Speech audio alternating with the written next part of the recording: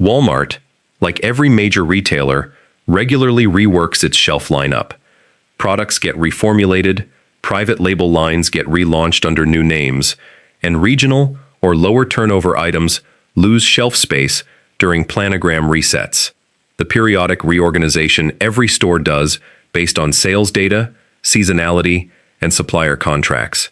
This isn't a rumor or a countdown to a specific date. It's just how retail category management works, and it's well documented.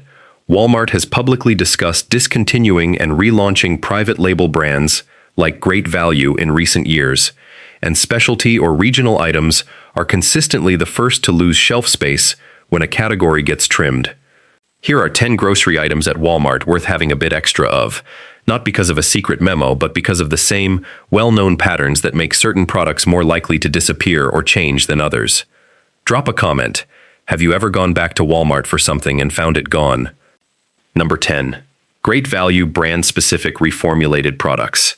Walmart's Great Value private label has gone through visible reformulations and rebranding efforts in recent years, including packaging redesigns and recipe changes on select products, as Walmart works to reposition the line. When a private label product gets reformulated, the previous recipe or formulation is simply gone. There's no announcement, no last chance notice. It's just different the next time you buy it. This matters most for products where the exact recipe matters to your household. A specific seasoning blend, a particular texture, a flavor your family is used to. If there's a Great Value product your household relies on and genuinely prefers as is, it's reasonable to keep a few extra on hand, since reformulation happens without warning and isn't something you can predict from outside the company. Cost and shelf life vary by product, but private label goods are almost always priced below name brand equivalents, which is part of why stocking a few extra of a favorite is low risk. Number 9. Regional or limited distribution specialty items. Walmart's product mix isn't identical store to store. Regional buying patterns mean certain specialty or ethnic food items are stocked in some markets and not others, based on local sales data. An item you rely on that's popular in your specific region isn't guaranteed to stay stocked if your local store's sales data doesn't support it, or if a regional distribution decision changes. This is a well-documented reality of large chain retail, not specific to Walmart. Big retailers consistently use regional sell-through data to decide what stays on shelves in a given store, and specialty items with a smaller but loyal customer base are the most vulnerable to being cut during a planogram reset, even if the same product is one of the store's steady performers a few states away. If there's a specialty item, a particular hot sauce, a regional snack, an ethnic food staple that you've noticed isn't heavily stocked, thin-facing, only one or two on the shelf, that's generally a signal it's a lower turnover item in that specific store and worth grabbing extra of when you do find it. Number 8. Canned vegetables in less common varieties.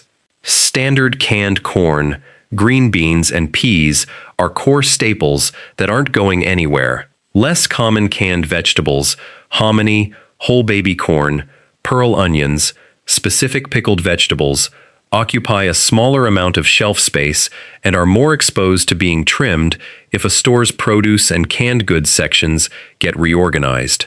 These items typically don't move as fast as the core canned vegetable lineup, and lower velocity products are consistently the first candidates for reduced shelf space in any retailer's category management process. A pattern retail industry publications have documented repeatedly across grocery chains, not unique to Walmart. Shelf life on most canned vegetables runs 2 to 5 years, so there's little downside to buying a bit extra of a less common variety you use regularly, particularly if you've noticed it only has 1 or 2 facings on the shelf. Number 7. Store brand baking staples, flour, specific sugars. Great Value baking staples, flour, specific sugar types like turbinado or powdered sugar, baking mixes, are subject to the same reformulation and packaging change cycles as other private label goods, and baking staples specifically can see recipe adjustments, protein content in flour, granulation in sugar, that meaningfully affect baking results even when the packaging looks similar. Flour and sugar both have genuinely long shelf lives when stored properly. Flour for 6 to 12 months at room temperature, longer in the freezer. Sugar essentially indefinitely if kept dry. Which makes stocking up on a baking staple you rely on a low-risk decision, regardless of whether reformulation ever actually happens. This is less about scarcity and more about consistency. If a specific flour or sugar works well for a recipe your household uses regularly, an extra bag or two protects against having to reformulate your own recipe because the product changed.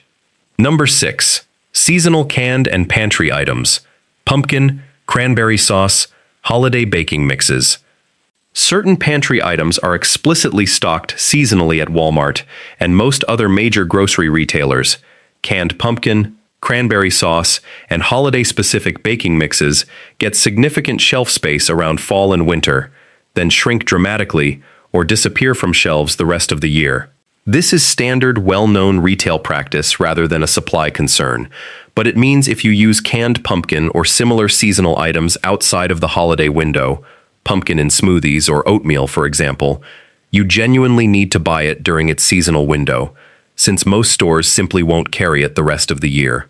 Shelf life on these items is typically 2 to 3 years, so buying a batch during the seasonal window that lasts you through the following year is a straightforward, well-established strategy rather than anything urgent. Number 5. Discontinued or at-risk national brands carried exclusively at Walmart. Some national brands maintain Walmart-exclusive product lines or package sizes as part of their retail agreements. When those exclusivity agreements change, or when a manufacturer discontinues a lower-performing product line, the product can disappear from Walmart specifically without necessarily being available at other retailers as a substitute. This has happened with various snack, cereal, and packaged food brands over the years. Manufacturers periodically prune underperforming SKUs, stock-keeping units, as part of normal product line management, a practice widely reported in food industry trade publications like Food Dive and Grocery Dive. If there's a specific national brand product you rely on that you've noticed is only available at Walmart in your area, it's worth checking whether it's exclusive to that retail agreement. And if it's genuinely something you'd struggle to replace, keeping some extra stock is a reasonable hedge against a supplier-level discontinuation you'd have no visibility into in advance. Number 4. Canned meat and fish in less common formats. Standard canned tuna and chicken are core, high-turnover products that aren't at risk. Less common canned protein formats. Whole canned chicken, canned corned beef, not hash. Specific canned fish varieties beyond tuna and salmon occupy less shelf space and move more slowly, which puts them in the same lower priority category as the specialty canned vegetables mentioned earlier. These products generally have excellent shelf lives, 3 to 5 years for most canned meats and fish, and they fill genuine nutritional and culinary gaps that the more common formats don't fully replace. Whole canned chicken shreds differently than canned chicken breast chunks, for example. If you use one of these less common formats regularly, it's the kind of product worth buying a meaningful quantity of when you see it well stocked, simply because restocking isn't guaranteed to be consistent for lower turnover specialty items. Number 3. Store brand coffee and specific roasts. Great Value and other store brand coffee lines occasionally get reformulated in terms of bean sourcing, roast profile, or grind, similar to other private label products, and coffee specifically is a category where small formulation changes are noticeable to regular drinkers even when the packaging stays largely the same. Coffee also has a genuinely useful shelf life for stocking purposes. Whole bean or ground coffee holds good quality for 1 to 2 years past the roast date when stored in a cool, dark place, which makes it practical to keep some extra on hand of a specific roast or blend you've found reliable, protecting against both reformulation and the simple frustration of running out unexpectedly. Number 2. Specific Great Value frozen food varieties. Walmart's frozen food section, like most large retailers, sees regular rotation based on seasonal demand and sales performance. Specific frozen vegetable blends, frozen meal varieties, or specialty frozen items can be added or dropped from a given store's lineup during planogram updates more frequently than staple items like plain frozen corn or peas. This is standard category management, similar to the canned vegetable pattern discussed earlier, just applied to the freezer section. Lower turnover specialty frozen items, specific international-inspired vegetable blends, less common frozen fruit varieties, are more exposed to being trimmed than the core frozen vegetable and fruit staples. Frozen items generally hold for about a year in a standard home freezer, so if there's a specific great value frozen product your household relies on that you've noticed with thin shelf stock, stocking up when it's available is a reasonable, low-risk move. Number 1. Great value canned soup, specific varieties. The top spot goes to specific great value canned soup varieties, and the reasoning is straightforward. Canned soup as a category is enormous, dozens of varieties across multiple brands, which means individual less common flavors within Walmart's private label soup lineup are genuinely among the most likely grocery items to be quietly dropped during a category reset, since soup aisles are consistently identified in retail trade coverage as one of the categories most frequently trimmed for underperforming SKUs. Standard varieties, tomato, chicken noodle, cream of mushroom, aren't at meaningful risk. They're high-volume staples. But specialty or regional flavor, great value soups, the kind with smaller but genuinely loyal followings, are exactly the type of product most exposed to being cut when a store needs to make room for new items or higher turnover products during a planogram update. Nutritionally, canned soup varies by type, but most deliver meaningful protein, vegetables, and sodium in a shelf-stable, ready-to-eat or quick-heat format with a 2 to 5 year shelf life, genuinely useful regardless of the harder-to-find angle. If there's a specific great value soup variety your household genuinely likes, and it's not one of the handful of top-selling flavors, it's worth buying a meaningful quantity when you see it. 15 to 20 cans is a reasonable stock, simply because there's no guarantee that specific flavor will be reliably restocked long-term. 10 categories, none of them tied to a specific date or a rumor, all of them tied to well-documented, standard retail practices.